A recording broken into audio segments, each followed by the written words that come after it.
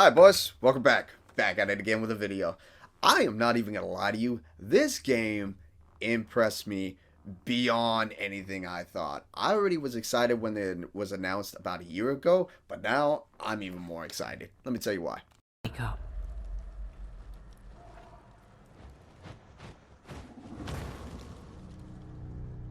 Odin, is that you? You think you're one of them? You're not. You hatched here, but you belong somewhere else. Arise, Harbinger. Forlorn Village. Kind of like attack. What? Vandalism. Now, starting off with the game, it actually feels pretty damn solid. I mean, it's your typical third-person action RPG. Like, if you're familiar with, like, The Witcher, or a lot what this game takes inspiration from is Souls games. If you're a fan of Souls games, you're gonna love this one. Me, I'm not necessarily the biggest fan of Souls. Like, I know. What can I say? I just hate losing in games, alright? You know how many times I died in Bloodborne and Dark Souls alone? Too many times! But if you do and are a fan of those games, you'll definitely find something to love here. Now, at the beginning, they have this very Nordic / like Gothic-esque celebration here, and I'm not gonna lie, I'm a huge fan of that. The atmosphere alone of this game is a solid for me because it's very unique. It definitely has its own identity, and if you like these type of games, especially this type of atmosphere, you're gonna find something to love here. I mean, it's a guarantee. I also got a little nostalgic when they did this little move because it made me think of Arnold from Predator. What can I say? I'm a movie nerd. Okay, sue me.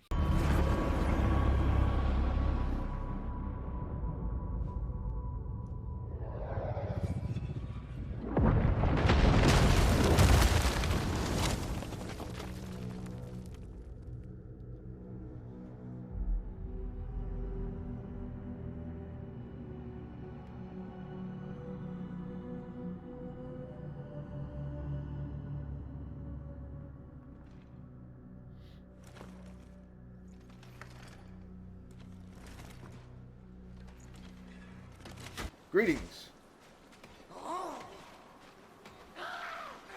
Not friendly. Now, combat is definitely going to be something familiar with a lot of gamers, especially if you're a fan of anything from Bloodborne to Dark Souls. I would even argue to the likes of God of War. The enemies have health bars on the top, you have your light and heavy attacks, your secondary attacks, your blocks and parries. It's all there. Like, if you're familiar with a lot of those games, you're going to find a way to get used to it here. Especially if you play them all the time and gotten accustomed to a lot of the similar modern controls, as they like to call it. And combat is very goddamn fluid. I'm not going to lie, you feel like a boss when you're going around, you're leaping at enemies, you're dodging, you're parrying, and you have these abilities called shell abilities. And it's basically like special attacks where you can pause and turn one into stone, or another one when you get the Thieves Guild is you can turn yourself invisible and have like a little stealth kill attack animation and cause a lot of damage. It's actually really fun and innovative, and in my opinion, it's definitely something that stands out from this game and gives it its own identity compared to most other games. Its own flavor, so to speak. And there is some stuff to do in the world itself. Now, the level design is definitely straightforward. It's very linear. But there's other stuff around the parts of the area that you can find. You can find journals. You can find letters. Hell, you could even find a visual storytelling of past events that happened and how it came to be. Again, to me, it was very similar to God of War, especially given the fact that you can find like different journals and about the lore and explore the areas for like different collectibles and items. It brought back so much memories. My boy Kratos. Again, you're going to find similarities to other games that you enjoy, and if you enjoy it there, you're going to enjoy it here. Another mechanic is these things called beacons, similar to the bonfires in Dark Souls. It's basically a resurrection point where you can refill your health, your resolve, and level up. Now, these places are no walk in the park, and there's definitely going to be a set of enemies that you got to get past. One of them involves a man with a shield, or a skeleton, I should say, and then another man who chucks a freaking boulder at you like he's Donkey Kong, except instead of barrels, he's chucking the earth at you.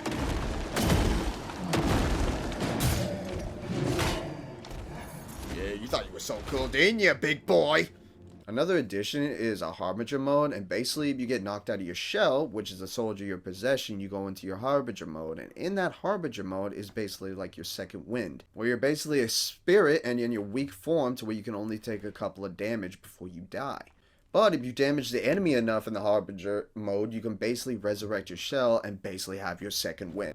Now, when you're exploring, you'll definitely come across your own set of characters and NPCs, each with their own individual personalities. For example, there was this one NPC that I swear was trolling me because I'll give you a listen and see what you think.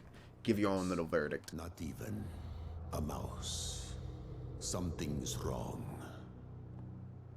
I can't explain it, but I feel as if there's something that I should remember.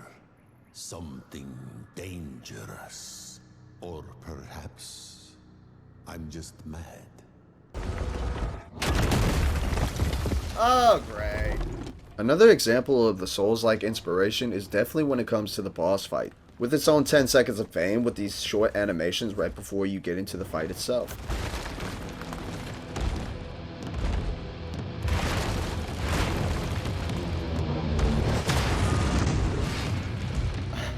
Oh shit, that is both terrifying and cool.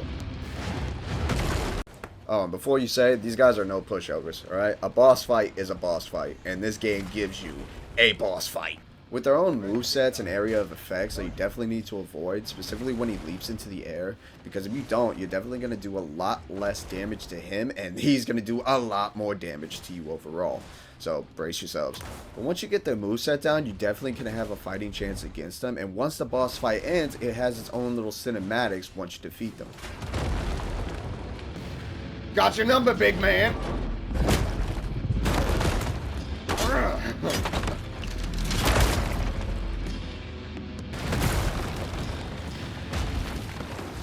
Or you, I guess. Huh.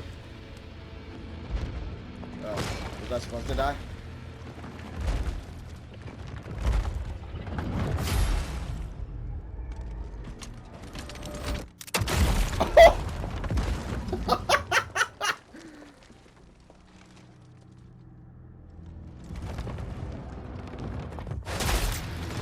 Oh! Another thing to mention is just how beautiful the world is itself. A lot of the times I'll caught myself just stopping and looking around just to take in the spectacle of it all. Because it really does have something going for it.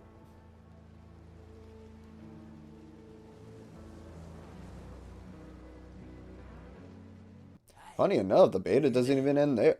We then get to a location where there's a bunch of stores and other areas we can explore in order to get supplies. Basically, we can go to this merchant, Merrick, who basically will tell us, hey, for a little bit of coin, you can get supplies, health, and other things that you need for a price, obviously. What? You thought it was free? Yeah, he's laughing. And in the next room, there's a man named Franz where you can basically use him to upgrade your gear and enhance your weapons. And in the next room, a training ground when you can do some friendly sparring with this woman named Sister Ganessa. Friendly. Emphasis on friendly. Well done.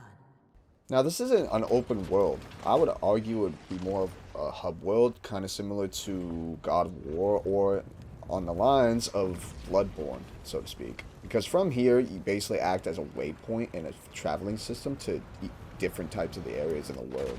At least from my understanding of it, that's how it works. So I would argue it's more of a hub world.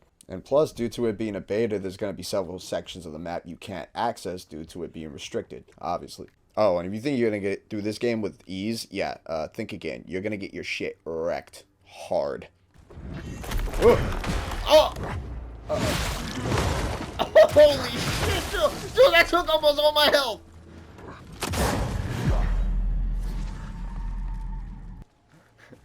It wasn't the sword, it was gravity. And a fucking bear trap!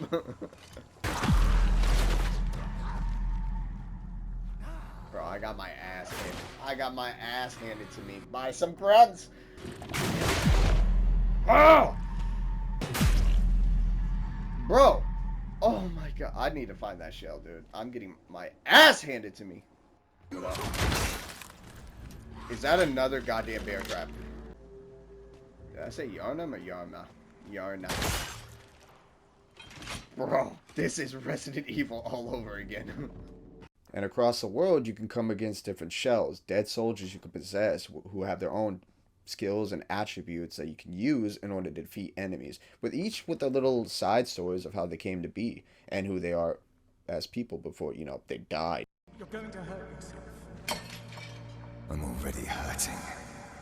What's the difference?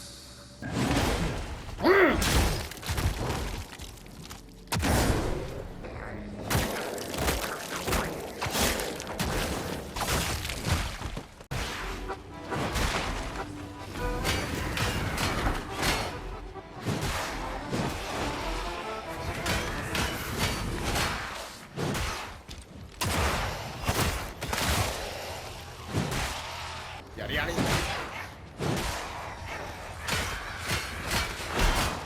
Jesus, Granny. Jesus!